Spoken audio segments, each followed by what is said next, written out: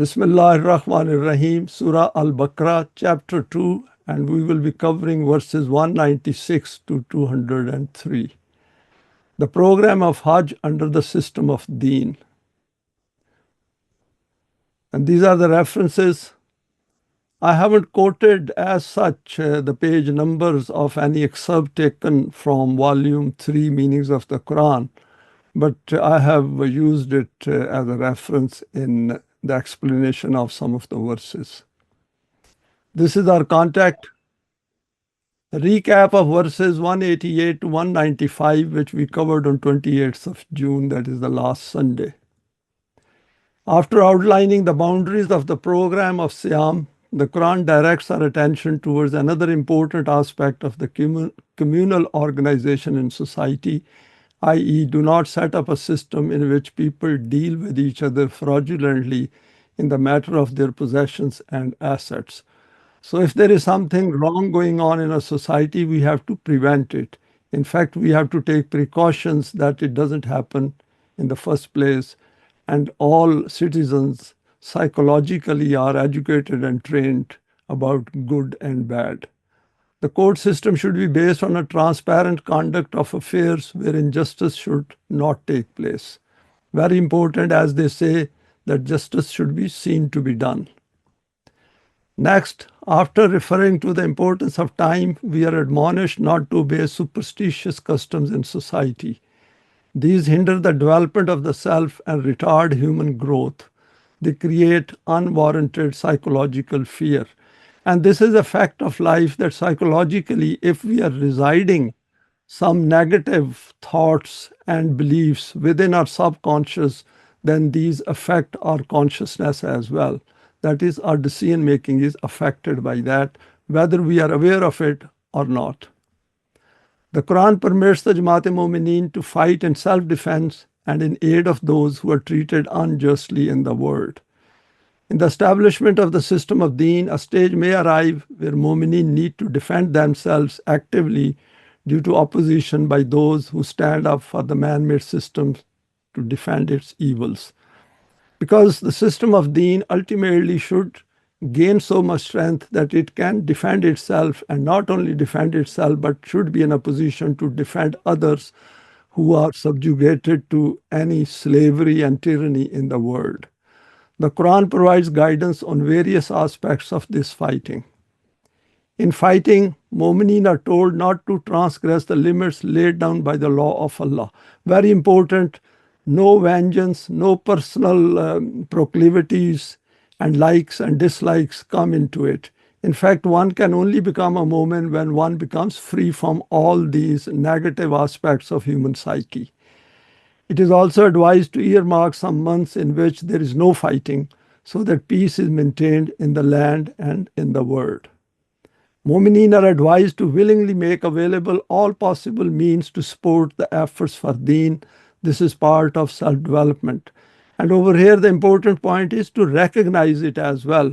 Because if we do not recognize that Deeni efforts, these efforts on the path of Deen, require some resources, whether these are physical resources, cognitive, or both, that is part of our self-development. Outline of today's presentation, that is verses 196 to 203. First, after outlining some salient guidelines on fighting in the path of Allah, the Quran has provided guidance on the conduct of Hajj and Umrah under the program of Deen as an Islamic system. So what we are going to go through today, we should view it as part of the system of Deen which has already been established, not before the system has been established. After Deen is established in a land, for example, as covered in verse 55 of Surah Nur, and has navigated its initial period of transition successfully, the Quran has presented guidelines for a program for a collective gathering from across the world in order to resolve issues faced by the Muslim Ummah and mankind. It describes some of the existing constituents of performing Hajj and mentions these in various verses. The delegates include those observers from general mankind coming from various parts of the planet, need to utilize their time and activities under the leadership of the Jamaat-e-Momineen.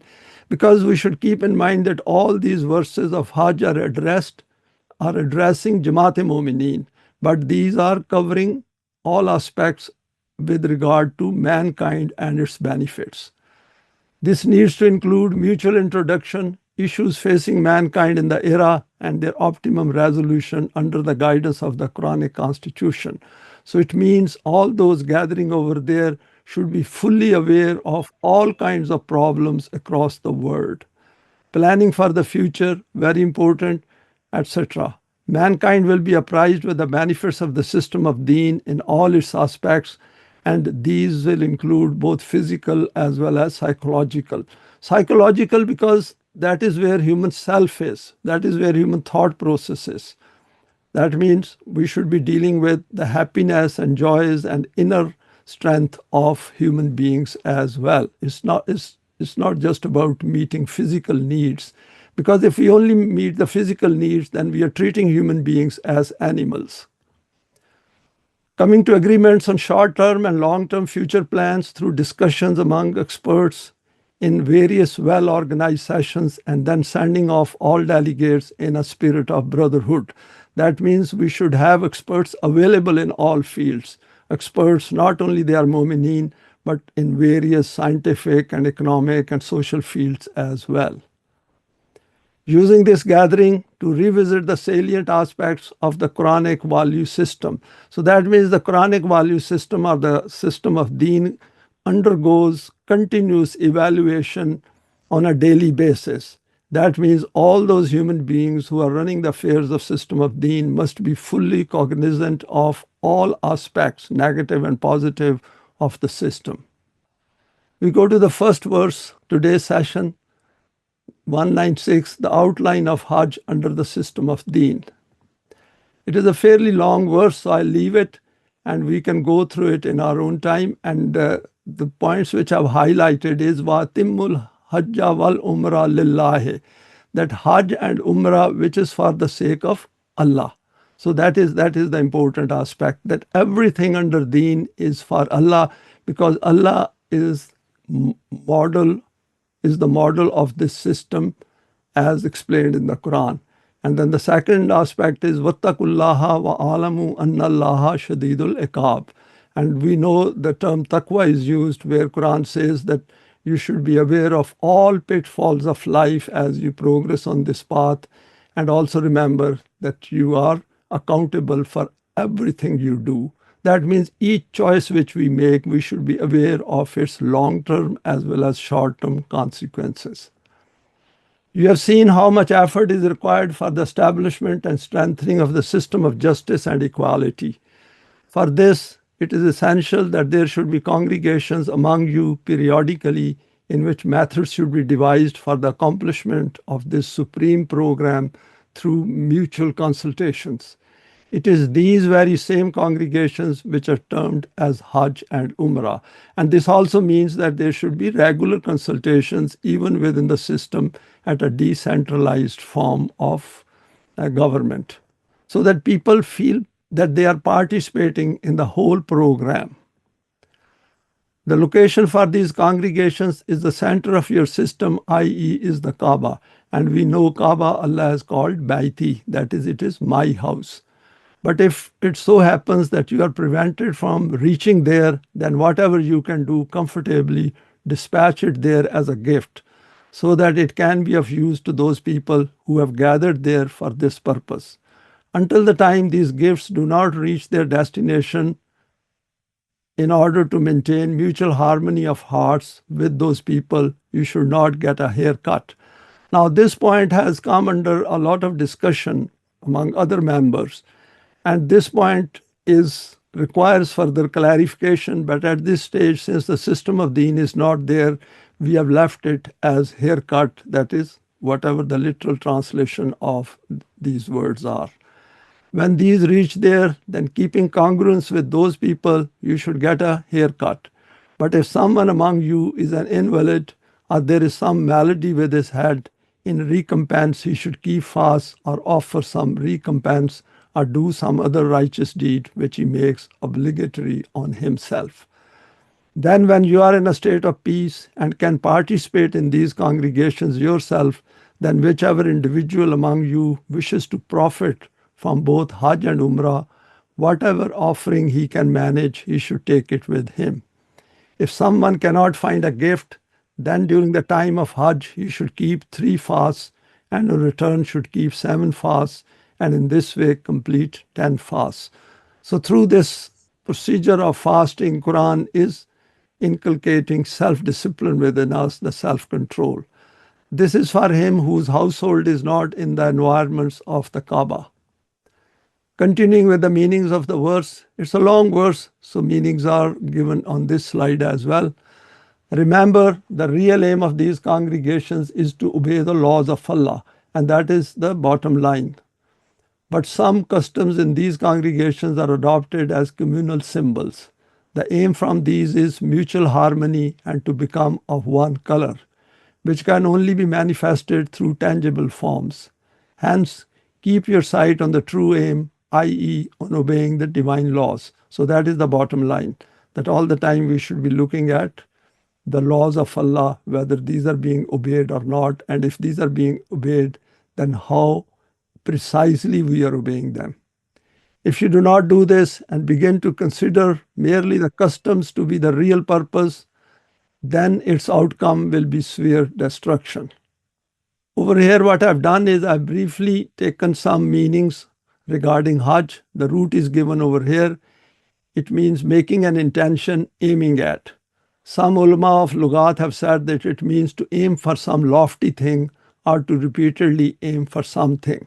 And this is quite interesting, aim for some lofty things, that one should be able to achieve something higher than where we are. This is why to aim for the journey towards Mecca began to be called Hajj. 1 year is also called Al-Hijjatu. Its plural is Hijajun. The meaning of Al-Hajju is also to prevent something to happen. So there is an element of security in it. In verse 320, Fain Hajuka, if they stop you from your intention. In verse 680, Wahajjahu Qawmuhu, his people disputed with him.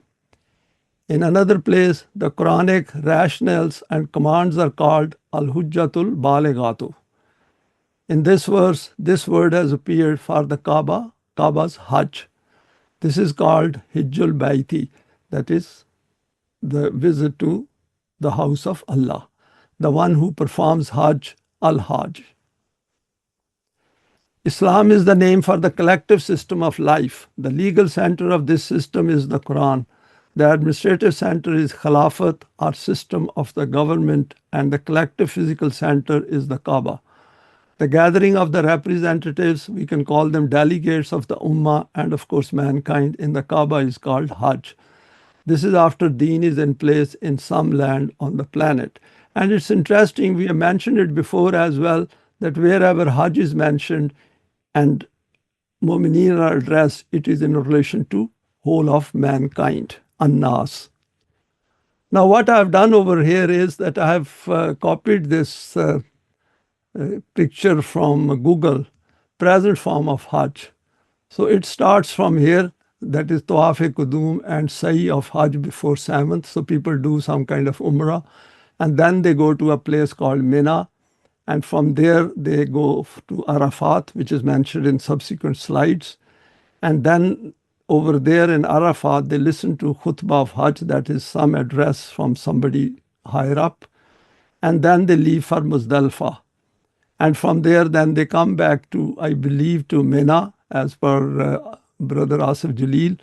And over there, they throw these stones on these 3 symbols of Shaitan, and then they disperse.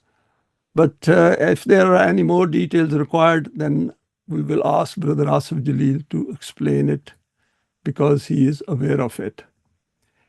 And this year, out of interest, 1.8 to 2 million Muslims, they visited Mecca as part of Hajj.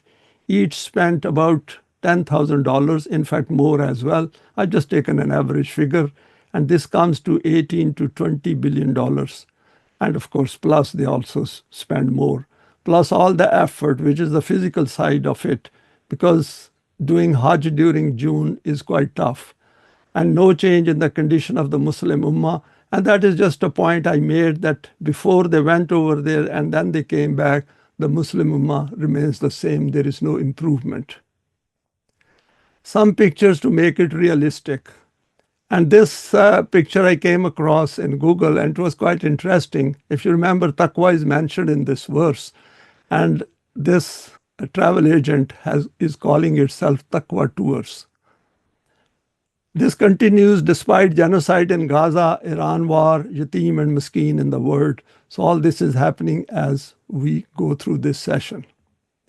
Hajj stream into Arafat, so people are coming from Mina towards Arafat. Arafat gathering, a day-long worship, and then stoning of one of three shaitans. And this place seems to be quite well covered now. And praying together, so all these people who go for Hajj, they pray a lot and nothing happens. The Ummah remains the same. So there is a lot to ponder over it, contemplate, and think that in what state present religious sectarian Islam is. Let us go to the next verse, verse 197, further guidelines provided on the Hajj gathering.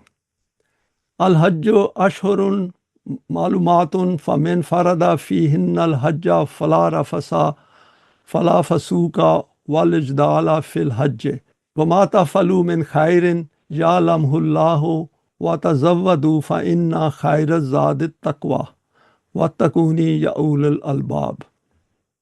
The months for the congregations of Hajj should be defined and known. Whichever individual takes on this duty as his responsibility, it is essential for him that he should meet all of its conditions. And as we know, Hajj takes place in the month of Zil Hajj. Moreover, in this congregation, there should be nothing which is non-serious, vulgar language or lewd conversation, nor harsh language or any other odious action, nor to exaggerate in mutual discourse in order to try to achieve superiority over others and leading to argumentative disputes and wrangling. None of these should occur. So obviously Quran wants us to cleanse ourselves from all negatives with which we have gone over there, and this is for general public. Once program of Hajj is implemented, obviously Jamaat-e-Mu'mineen would have already acquired all those traits which a mu'min should have. In summary, you should understand it as this, that these congregations are to devise proposals for the benefit of mankind. And Quran has said, لِيَشْهَدُوا مَنَافِعَ لَهُمْ, so that they become a witness that what all good is in this system as compared to the man-made system. So Hajj will provide evidence of the goodness of the system of Deen over all man-made systems. So there should be nothing in them which could lead you away from your goal. Remember, every deed of yours is in the sight of the law of requital of Allah.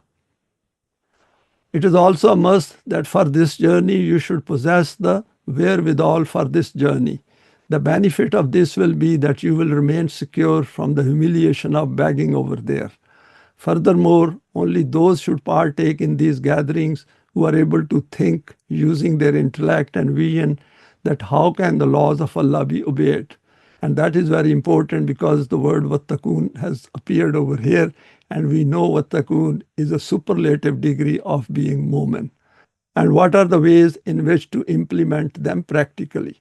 Quranic verses, if we reflect on them profoundly the way Quran is asking us to reflect, then we can't go wrong and we cannot make such mistakes of ritualized Islam which we are making in the world of today. Some further elaboration of this verse. The meanings of the verse are very clear. However, there is one point which requires particular attention. At the end of the verse, it is stated, وَتَّقُونِي يَا أُولُو الْأَلْبَابِ. Here for taqwa, it is declared essential to be men of intellect and vision. So that means this intellect and vision we have to acquire by following the Quran much prior to going for Hajj or participating in this program of Hajj. So it is an extremely well-organized affair, a collective affair organized by Jamaat-e-Mu'mineen under the system of Deen. In the Arabic Lugat, al-lubu means such sharp and pure intellect which is free from the contamination of emotions. Its plural is albab. Hence, ulul albab will be men of intellect and vision who are free from emotive proclivities and reflect on and analyze affairs through pure intellect. Because they are going to not only understand the problems, but they have to go into the intricacies of those problems, that why did they occur in the first place, and what is the psychological reasons behind that. And that requires a lot of study and analysis and a lot of brainstorming. And that is why we see in the Quran that the messenger is asked to reflect on these with his companions repeatedly. Iqbal has described two types of human intellect. The intellect which only thinks of its own interest, and he calls it akal khudbi. That is that intellect which is only thinking of its own interests. That is a selfish human being. And the intellect which thinks of the good of mankind, akal jahanbi. And this is obviously, we can see the between two terms, how much bir is involved. If we remember in verse 177, Quran said, Laisal birra, that bir is not that you face east and west, or you get up in the morning, eat, drink, do some work and go to sleep, and that's the purpose of life. It is far more than that. So from own self to the selves of everyone in the world. When human intellect functions in the light of the Quran, it becomes akal jahanbi. That is that intellect which takes over the responsibilities of whole of mankind. That is, it starts thinking about it in the first stage. The Quran calls mu'mineen ulul albab. For example, in this verse, Quran says, Fattakullaha ya ulul albabil lazina amanu qad anzalallahu alaykum zikran. O men of intellect and vision who have accepted Iman, obey the laws of Allah. This code of guidance is sent to you for this purpose. And see, this verse starts with Fattakullah. That is, you should become muttaqi as Allah has asked you to become muttaqi. That is by following the model of Allah with all His attributes given in the Quran. From this, it becomes clear that in order to accept Iman, it is a necessity to have intellect and vision. Very important. This is the bottom line. And this is our effort on this platform to expand our vision and intellect and reasoning prowess to as wider, as expansive as possible. This is a prerequisite for that intellect which defines its own path in the light of the wahi of Allah. The simile of the human intellect and the light of the revelation is just like the human eye and the sun. Only that eye can benefit from the sun which remains open. And we know that the Quran has called itself Nur, light. So all the darknesses which are residing in our subconscious and creating problems for us psychologically, all those darknesses will disappear once we get the benefit of the light of the Quran. We go to the next verse, 198, highlighting a few more aspects of Hajj. Laisa alaykum junahun an tabtagu fadlam min rabbikum. Faiza afattum min arafatin fazkurullaha indal masharil harame wazkuruhu kama hadakum wa in kuntum min qablihi la minad dalin. A lot covered in this verse. Also, do not ignore this reality that these congregations are not some kind of a pilgrimage to a holy place, that no worldly business matters can be discussed there. As happens in mosques as well, that nobody talks, nobody questions, summun bukmun umyun, they just go in and come out without any addition or enhancement to their intellect. There is no harm in doing this, to desire and to derive the means of nurture and economic resources for the millet during these congregations. So these congregations will have a focused purpose, and purpose is to go forward on the path of life, that is Sirat-e-Mustaqim, and never be at one place any longer than required. Then when, after resolving these issues, you return from the precincts of Arafat, where you have been mutually introduced. And it's interesting, Arafat means that where some kind of introduction should take place. You again congregate, having approached near Al-Mashar al-Haram, and that is Muzdalifah, and bring the various aspects of the divine system before you under the guidance of the law of Allah. As the delegates will be moving through various places in the precincts of Kaaba, they will be going through various kinds of brainstorming sessions. It is possible that this thought may cross your mind that you had viewed Hajj as merely a religious duty, but from the aforementioned commands and instructions, it becomes evident that this is an important aspect of the divine system, which is linked to our social and communal world. Hence, your first ideology was false. The correct interpretation is that which has been communicated to you. So, Quran presents an extremely dynamic concept of life. It is not a static one, because the self which is given to us, it is supposed to remain dynamic, and the thought process should be continuously looking forward. We go to the next slide. Hajj encompasses important social and economic aspects. Here, this reality is made clear that Hajj is not the mere coming together as a belief or custom or to get sins forgiven. There is no question of forgiveness of any sins, because as we know, under the law of requital, each one of us is responsible for his or her own thoughts and deeds. In this congregation, keep your economic and social issues in front of you also. For example, exhibit your handicrafts, make commercial pacts with the representatives of other lands. Hence, Quran says, Lakum fiha manafiu ila ajalin musamma summa mahillahu ilal baytil atiq. In them you have benefits for a known term. In the end, their place of sacrifice is near al-baytil atiq, i.e. the additional, that is beyond need, animals brought with you, take advantage during the journey, i.e. carry commercial goods and handicrafts, etc. And then these are to be slaughtered and consumed by those attending this collective meeting. So there are three terms which have appeared in the Quran. One is this Bayt al-Atiq. Bayt means house, and Atiq over here will mean, I made a note over here, that is true freedom, and also providing power. That this is that house where you should come out with far more power than with the power you entered this place. And also it is related to doing good. And it is very energetic term, Atiq, and we can look into the Lughatul Quran for more meanings. The next term uses Batul Mamur, which is quoted in Surah 52, verse 4, and which means where settled people are living, people who are well established over there. And then there's the third term, Batul Haram, and which is again, Bait means we know house, and Haram means that is the purified house. So this is where we get training, and which means Masjid al-Haram as well. And we are visiting this place with a view to purify ourselves and become even better human beings than what we were when we arrived at the place. And there should be a lot for the good of mankind should come out of it. Surah 5 and verse 2. In the month of Ramadan, the training program for the establishment and strengthening of the Islamic system is organized. Getting accustomed to soldierly life and local meetings in the masajid were organized in this. During this program, representatives may be selected to attend the congregation for Hajj, which is a larger gathering like a professional congregation.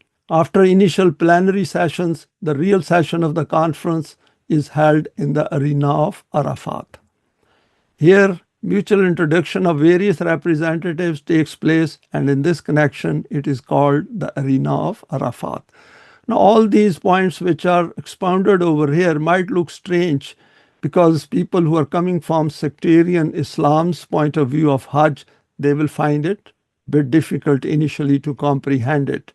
But the choice is before us. Should we continue doing the same as the ritualized worship concept of Hajj, or we should go to the Quran and ask it what Allah wants us to do after the system has been established?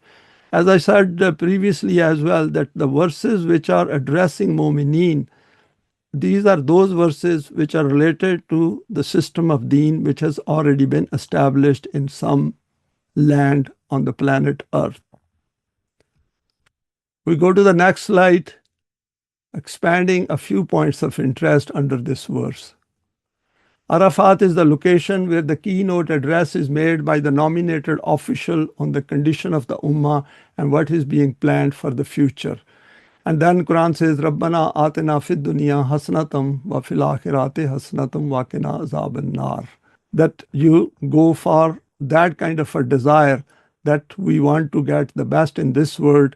And since this world is connected with the life of the hereafter, hence we want the best in the hereafter as well. Because if we do not do this, then we will suffer the life of hell in this world. And of course, if we are in hell in this world, we'll be in hell definitely in the hereafter. With this program in mind, the delegates moved to Al-Mashar al-Haram. Mashar means that place where matters are to be discussed using intellect and reasoning, a well-planned event. See how Quran right from the beginning till the end is emphasizing on the use of our intellect and reasoning, because it is given to us free at the time of our birth with a view to expand it so that the same one can be utilized not only in this life but in the life of the hereafter. So how much harm we will do to ourselves by not expanding it further, which is called bir, using the Quran. Since these matters will relate to the divine system, hence this is also declared haram, i.e. worthy of respect. These delegates will stay put for 2 to 3 days here as per the plan and need. There will be discussion here and details will be worked out on the practical aspects of this program and the issue of mutual cooperation and aid in this connection. Some of these points will become clearer as we will go through rest of the verses on the system of Deen in our future sessions, because there is a lot more to be covered, for example, in Surah Al-Imran on Hajj. There will also be simple banquets arranged for the delegates, which will provide an informal environment to promote mutual understanding and fraternity. For this, the meat of those animals will also be consumed, which were brought to this place for this purpose. And we can see that the Quran is not omitting the physical side of it, that is, we should consume nice and good food as well. Following this kind of formal and informal activity, delegates will disperse and return to their various lands after having become far better human beings than what they were before they arrived for Hajj. We go to the next verse, 199, the ways to figure out joining the security of the Ummah. Summa afidu min hayso afadan naso wastaghfirullaha innallaha ghafurur rahim. After becoming free from all of these engagements, you should return to your individual homes like ordinary people, not to call yourself Haji or Al-Hajj. Do not begin to consider that you have become something different from them. And whatever program has been decided over there, remain busy in action according to it, seeking and pursuing the means for your own security and protection. In this way, Allah's law will ensure the means of protection for you as well as the means for complete nurture. And the commonplace translation for this verse is, then pass on at a quick pace from the place whence it is usual for the multitude so to do, and ask for Allah's forgiveness, for Allah is oft forgiving, most merciful. This kind of translation leads nowhere. I think we can think in our own time and compare the two meanings and overall context of Hajj, which we are going through today. We go to the next verse, 200. It is important to define the aim of life correctly. فَإِذَا قَضَيْتُمْ مَنَاسِكَكُمْ فَاذْكُرُوا اللَّهَ كَذِكْرِكُمْ آبَاءَكُمْ أَوْ أَشَدَّ ذِكْرًا فَمِنَ النَّاسِ مَن يَقُولُ رَبَّنَا آتِنَا فِي الدُّنْيَا وَمَا لَهُ فِي الْآخِرَةِ مِنْ خَلَاقٍ. After returning from there, do not assume that whatever was due from you, that it has all been discharged. And this is the state of people who do Hajj under sectarian Islam, because they are going there with a view to get their sins forgiven, and that's it. There's nothing to do once they come back. And now you have no further responsibility. even after returning from there, constantly keep the divine laws of Allah in front of you in the same way that you used to previously keep the maslak of your forefathers in front of you. In fact, with even greater intensity and profoundness. See how Quran precisely asks us to look at our position ante, that is, our previous past position of our belief system, when we used to give priorities to biological relations and our forefathers and their belief system. So the Quran over here says is, in fact, with even greater intensity and profoundness. And see how much emphasis Quran is putting on zikr, which means what is noted in the Quran, because Quran is declared as zikr of Allah. Remember too that when we have instructed that you should also reflect and reason in your worldly affairs and think of ways to acquire them, this does not mean that the ultimate goal of your deen is the acquisition of worldly, that is material benefits, and no more than this. Not at all. Understand this reality that those people who declare the acquisition of worldly benefits alone as the ultimate aim in their sights, they do acquire these benefits, but they have no share in the prosperities of the future. And this refers to this part of the verse where Quran has quoted, Rabbana atina fid dunya, that is, give us the material benefits of this world, وَمَا فِي الْآخِرَةِ مِنْ خَلَاقٍ, and we do not want anything of the hereafter. Because as we have said previously as well, in today's world, most people think that the human life comes to an end with their death. So the definition of success is accumulation of material means of existence or sustenance in the world. Further elaboration of this verse, the meanings of dhikr have been covered in detail earlier in verse 152. Here the Quran has drawn our attention to growing out of biological and racial affinities and becoming that ummah whose hearts are united through the common ideology of Iman and strengthened continuously through Amal Saleh. And when we will be referring back to some of the verses which we have already covered in our sessions, and it is important for us to go back and look at those presentations, because this search, this desire to go back and learn more the system of Deen and its finer points is part of the process of self-development.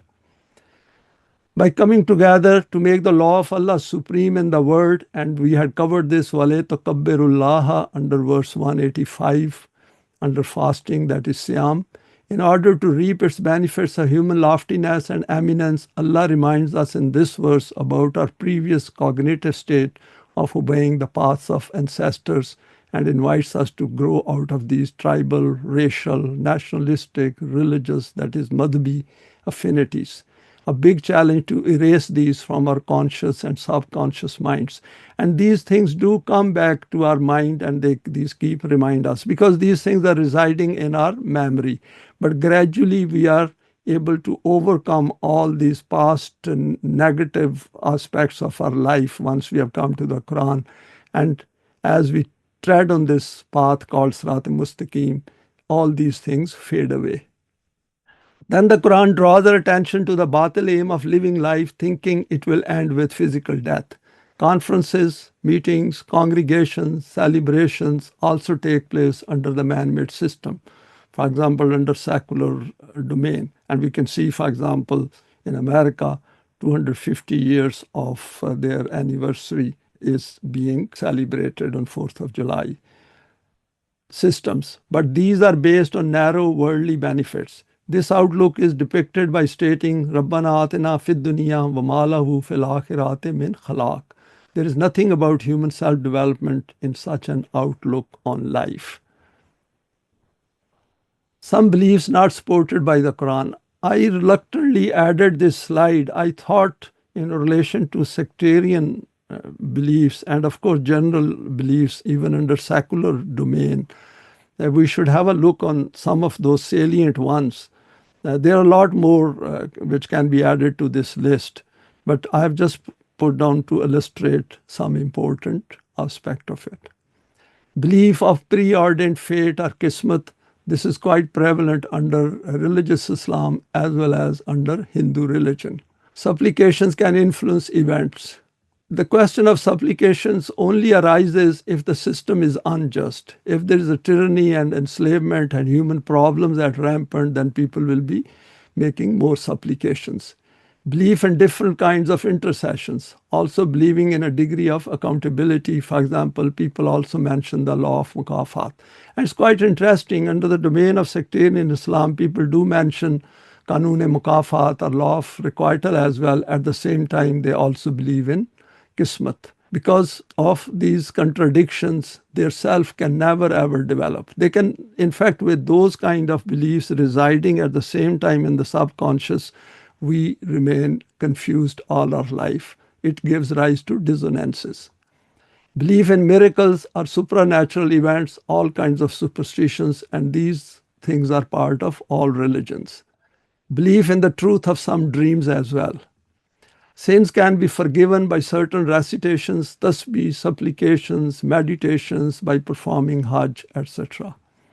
Concept of swab related to ritualized practices, some kind of abstract reward which we cannot get in this life but is meant to be reaped in the hereafter. 5 pillars of Islam, and it's quite interesting that in these 5 pillars of Islam, Quran is not there. And I have pointed out to some people about it, and they then started giving me a blank look. Obedience to parents, political parties and sects are accepted as a fact of life, i.e. the promoting of differences among mankind. And some people have started calling these sects as schools of thought. So they think by giving it a slightly scholarly name, the reality of batil will change. Stoning to death, this punishment is not given in the Quran. Democracy, the majority can decide. This is batil according to the Quran. It's not a question of who decides, it's a question of truth. Permanent values are truth, immutable laws, and majority cannot decide whether one permanent value, for example, human accountability, whether we should accept it as a value or not. It is there whether we like it or do not like it. No need for power in the land, that Islam can be practiced even without Deen as a system. Very serious flaw that if we think that without acquiring power in some land, we can practice the Deen or the system given in the Quran, we are sadly mistaken, because then we become satisfied with the man-made systems and its follies and its injustices. And then we complain about those injustices which are meant to be removed through the system of Deen. So such people then display contradiction with their own self. If beliefs like this are occupying our I, that is our self, then it cannot fully come to grips with the pristine concept of Allah of the Quran. Now I will just give a short example and then move on. That all these beliefs and other false beliefs, if these are residing, are occupying space within our intellect, then we have really contaminated our mind. And once it is contaminated, we cannot accept or we cannot understand the pristine model of self which Allah Himself is presenting in the Quran through His concept, through His explanation of various divine attributes. So it is important that all of these beliefs, we have to rationally eliminate them by thinking through them, reasoning them, and then all these are to be taken away. And then we say that I accept that concept of Allah, which is called Iman, based on the divine attributes of Allah in the Quran. And that is what Quran says, وَمَنْ يَكْفُرْ بِالطَّاغُوتِ وَيُؤْمِنْ بِاللَّهِ, that you first reject every concept which the man-made system presents you as a Taghuti system, and then come to Allah, and then you will understand what Bear is. And we have covered this aspect in verse 177 as well. We go to the next verse, 201, conformity between the Quranic aim and our desire. وَمِنْهُمْ مَنْ يَقُولُ رَبَّنَا آتِنَا فِي الدُّنْيَا حَسْنَةً وَفِي الْآخِرَةِ حَسْنَةً وَقِنَا عَذَابَ النَّارِ. Sorry, there are actually 2 verses covered in this slide. أُولَٰئِكَ لَهُمْ نَصِيبٌ مِّمَّا كَسَبُوا وَاللَّهُ سَرِيعُ الْحِسَابِ. That is verse 202.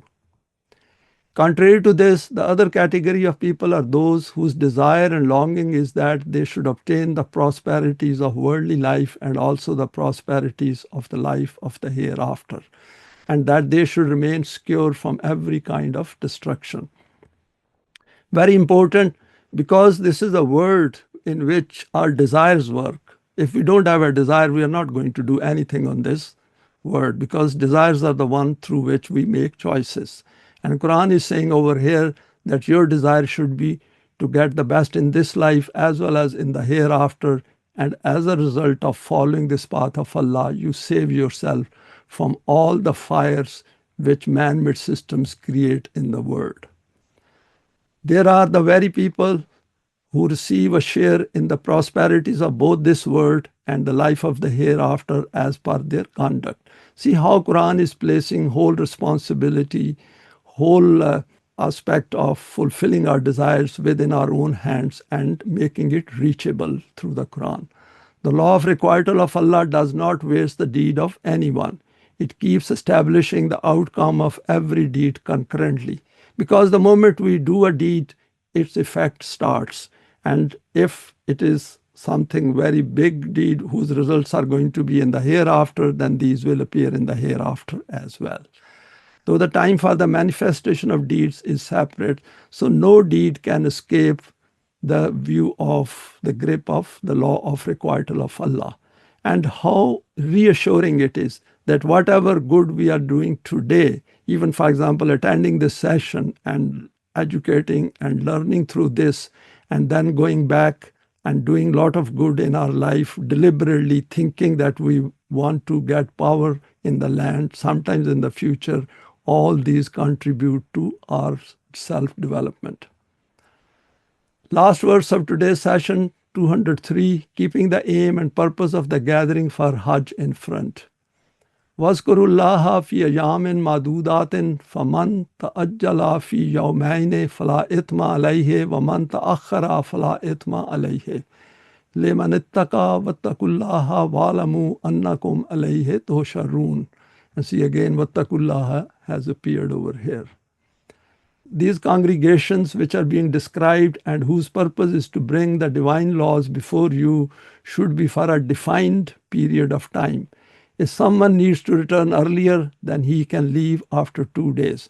It's an important aspect over here because this is going to be a very formal program under the system of Deen. So all those eminent or senior fellows in that system, if they wish to leave, they should inform. This is just a normal standard protocol even under the formal congregations of man-made systems. Whoever can stay longer, he can delay his departure. There is nothing of any objection in either in this or in that. That means the system of Deen should cater for these things, that people will have different issues in their personal life as well. So we should let them go. The actual thing is obedience to the divine law. Hence, your sight should remain focused on this aim. And you should understand that the ultimate goal and purpose of your congregation is that which Allah has defined for you. Very important, because now this Jamaat is working for Allah. They are not working for themselves or for the man-made system. They have devoted for the cause of Allah willingly, deliberately, and very consciously. Every step of yours should be lifted towards that direction. And commonplace translation of this verse is, celebrate the praises of Allah during the appointed days, but if anyone hastens to leave in 2 days, there is no blame on him. If anyone lingers on, there is no blame on him, if his aim is to do right. Then fear Allah and know that you will surely be gathered unto him. I don't think we can get much out of it. So we can compare the two, that is the meanings, above meanings, which are expanding the program of Hajj, and the second meaning or the second translation is related to sectarian Islam's concept of worship. Finally, Hajj is part of the enhancement of the outcomes of collective striving on this path called Sirat-e-Mustaqim.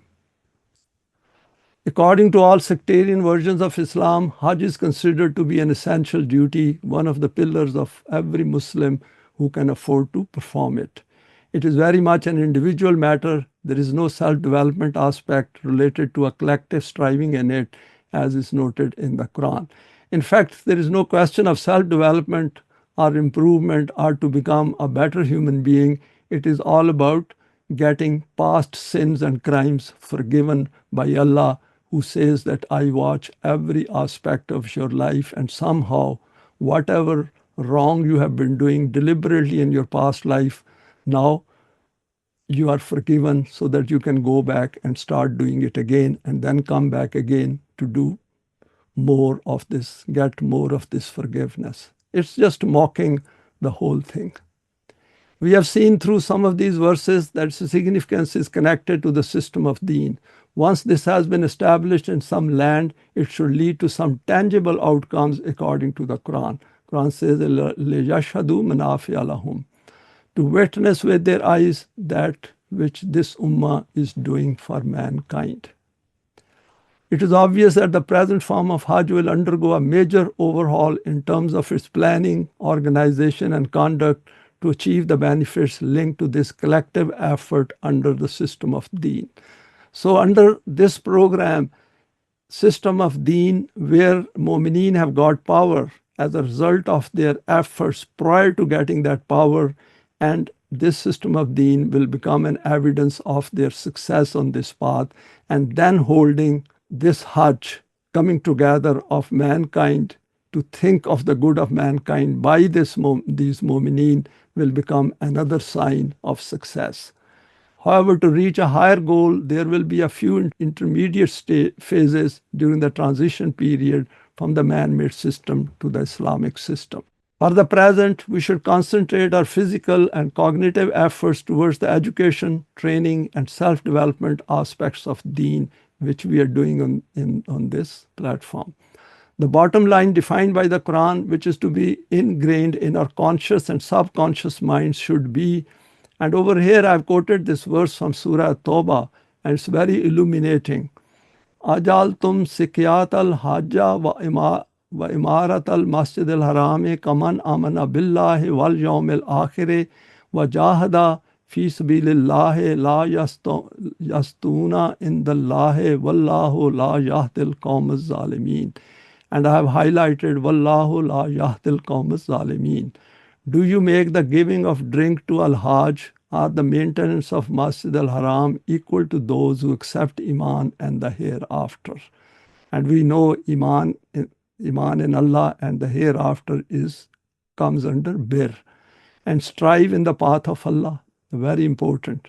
That is it equal to that you think by going to Hajj and getting your sins forgiven is equal to striving in the path of Allah, which means at the same time there is genocide going on in Gaza and you are going to Hajj. They are not comparable in the sight of Allah, and Allah does not guide the nation of Zalimeen, and we know who Zalimeen are. These are those people who all their life on the wrong path keep doing injustice. That is what should be at the right place. They move it from there and keep doing wrong, thinking that they are doing good. That is, they are trying to please Allah, who is Samiul Basir. He sees everything and he listens to everything. So with that point to ponder, we come to the end of this presentation. Thanks for your time and for sharing this today. Please feel free to share it with your contacts. You may like to subscribe for future talks related to the Quranic system of Deen.